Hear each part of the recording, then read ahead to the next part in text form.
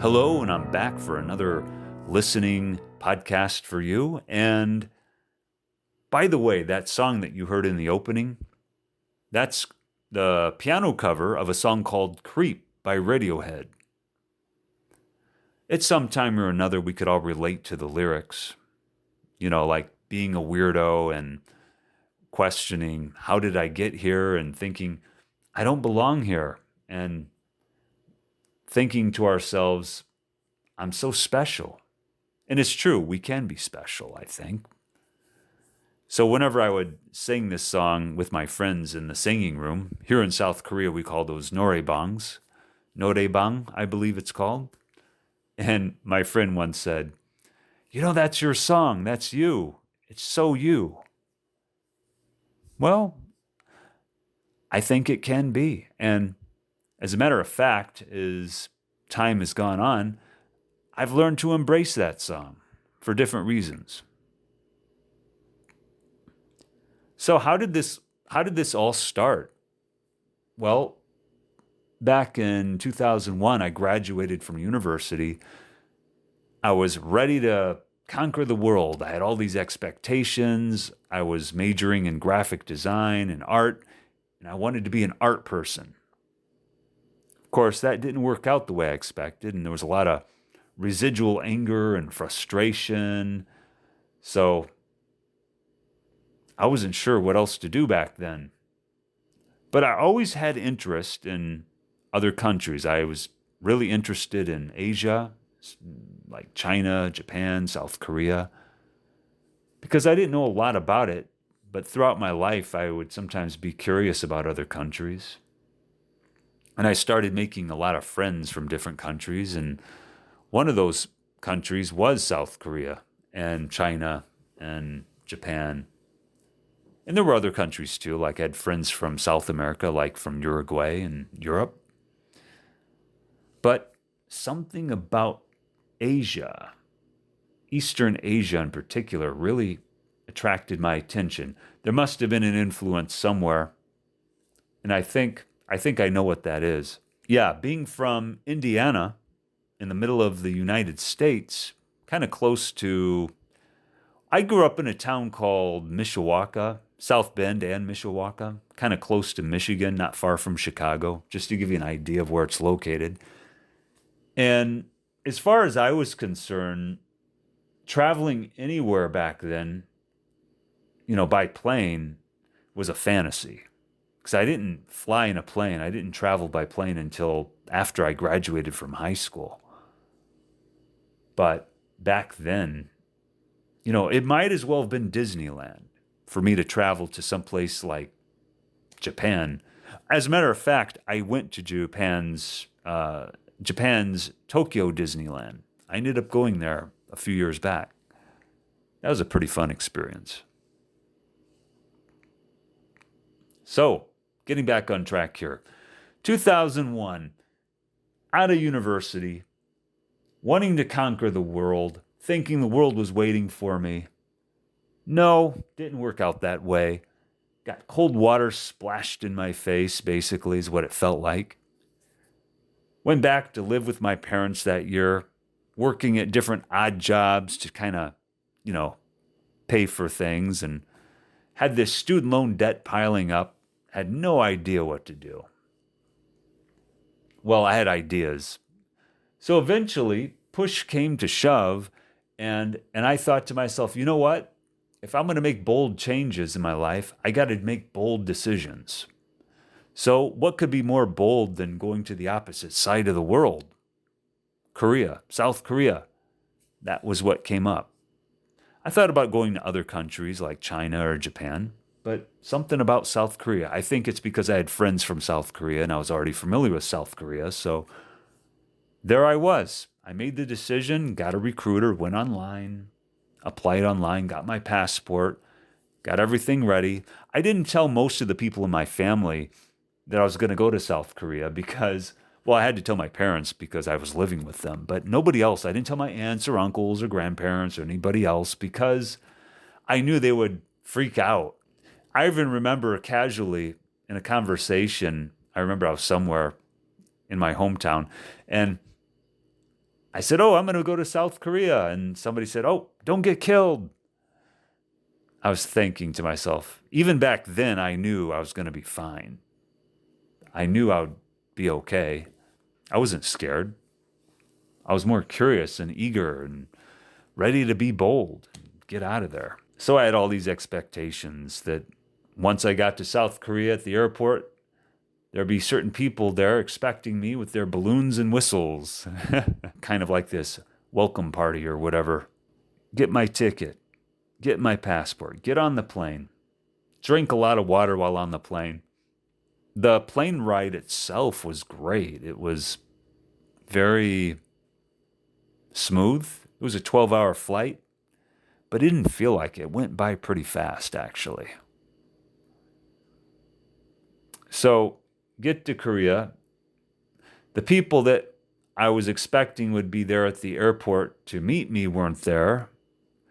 Fortunately, a friend of mine that I knew from university was there back in Korea, and he was able to meet me at the airport and take me to where I needed to go. Get to this town called Suwon. It's kind of a busy city, kind of a big place, and then I finally meet the people who are supposed to pick me up, and they take me out into the boonies. By the way, for those of you wondering, boonies, Boonies. That means in the countryside, in the middle of nowhere. So I went from middle of nowhere, Indiana, to middle of nowhere outside of Suwon somewhere. It's this little kind of small community town. They call them dongs. And they take me to where I'm supposed to be teaching. This is a schoolhouse. Kind of slightly looks like a traditional Korean-style house. And has little classrooms and has a Korean-style roofing. A blue roof with a yellow building in the middle of the field with trees. And a bunch of cows walking around chewing grass. Just imagine these big black and white cows walking around in the mud with grass in their mouths. So they introduced me to a few other teachers, showed me my apartment, and wow, that was a beginning. Being in a new place and all that was like, it was kind of really exciting in a way, even though there were some things, frustrating things going on. It was still kind of nice to have a place to explore. And it was World Cup. It was 2002 World Cup. So this is when South Korea was really starting to open up to the world. So you can imagine all these different soccer teams coming in, different events, big events, people coming in from all over the world just to see the World Cup. So you can say that this was the beginning of when South Korea was starting to really expand its influence, or its letting people know about its existence even more than it did before. And of course, I let my family members know. I sent them a letter saying, "By the way, I'm in South Korea now." Because I knew that they would try to discourage me if I didn't. If I let them know before going, I know they'd discourage me. So, and I gotta say, my first year in South Korea was a tough year. It tested my levels of patience in so many ways, especially teaching all those kids every day. So I was thinking, I thought in order to make the changes in my life that I wanted to make, in order to make bold changes, I needed to make bold moves. Now, what do I mean by bold? B-O-L-D. It means, like, for example, you're driving down a road or you're going in one direction, and then suddenly you make a sharp turn to the right. That's a bold move. It's sharp, it's fast, it's unexpected. It was unexpected to me too in some way, but I thought I really want to do this because of the impact that it'll have on my life. And it did have an impact on my life in a lot of ways. To this day, I can say, and in a lot of positive ways. So in so many different positive ways, it's really impacted me in a way that I didn't think it would. By this time, I was already accustomed to using chopsticks. I felt comfortable using chopsticks, actually, because I tried so many times at the Chinese restaurants back in Indiana or Japanese food places I went to back when I was a student back in IU. So yeah, chopsticks, fine. I had my own way of using them. The food was good. I really enjoyed the Korean food. A lot of people always say that.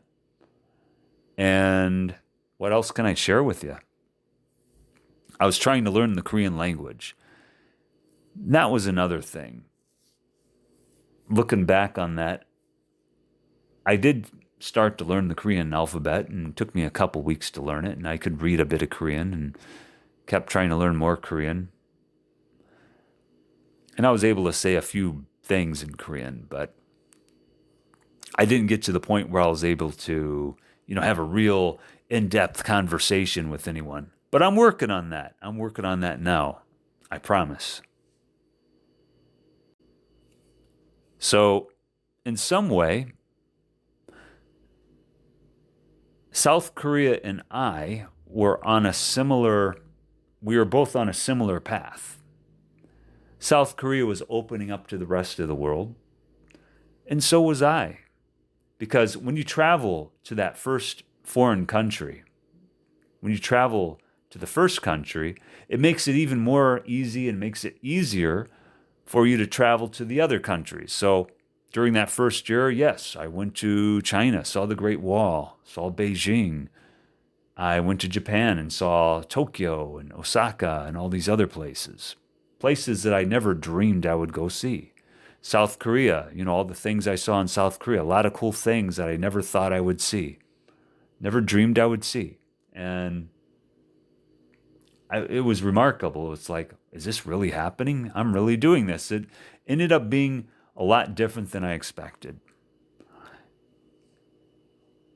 And then I could go on and on about all my trips and travels. I also ended up traveling to Europe, Italy, Germany, Hungary, Austria, those places, because I had vacation time and I had time to do that.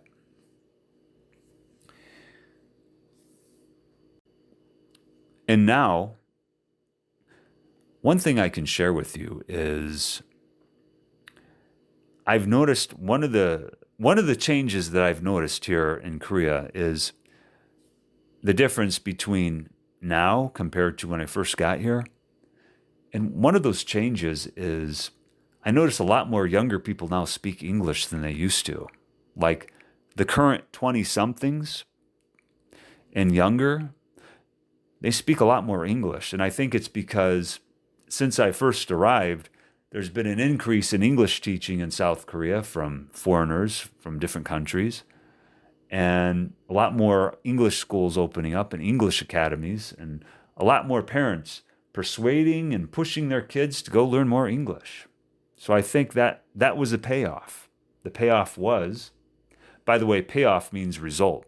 I use that expression sometimes. It means result. The payoff, or you could say the result was all those kids that I was seeing come to the English academies years ago are now grown up in their 20s, 30s, or whatever, and speaking English as a second language, or they seem to be good at it, much better than when I first got here. It's really astounding in a way, that kind of a change. So in closing with this podcast, I can certainly say that South Korea is like my second home. And there's a lot more things I'd like to share with you about South Korea in another episode because there's so much to share. I can't put everything over a span from 21 years into a short podcast. So, as I leave you now with this podcast, I'd like to say have a good night and enjoy listening to the rest of this song by Radiohead, the piano cover of Creep. And I will see you in the next podcast.